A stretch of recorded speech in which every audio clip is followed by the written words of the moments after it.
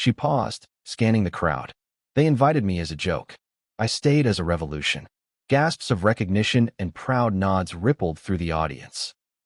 Words such as black excellence, cleaning lady turned icon, inspirational rags to Rich's story, and empowerment through truth began trending online as her speech streamed live to millions. Marlene continued. To the young girl working night shifts, the man ignored in meetings, the voices that tremble because they've been mocked, don't shrink. Don't dim your light because someone else is afraid of it. Stand. Speak. Shine. The hall erupted in a standing ovation. But Marlene wasn't done. She turned toward a framed photograph on stage, a faded picture of her mother holding a mop and wearing a weary smile. She cleaned offices so I could dream. I dream now so others can rise. Tears flowed freely throughout the audience. In the back of the room stood Clara, Elijah Carrington, and a group of interns from the Marlene Johnson Foundation. They had spent the last year mentoring underprivileged youth, lobbying for fair labor laws, and providing scholarships to formerly incarcerated individuals. What had started as one woman's act of courage had become a nationwide movement of equity, inclusion, and justice. Outside, the media buzzed.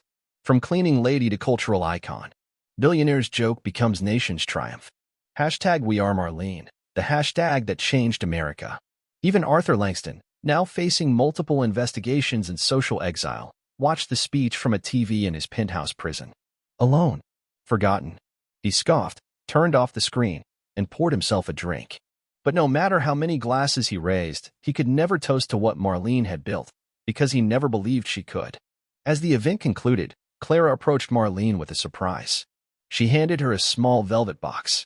Inside was a golden pin shaped like a key. Clara smiled. For the doors you've opened for all of us. Marlene embraced her, whispering, You'll open the next ones. And with that, the lights dimmed, and the audience spilled into the streets. Marching, dancing, chanting, holding candles and signs, their voices rising into the night sky. Not in protest this time, but in promise.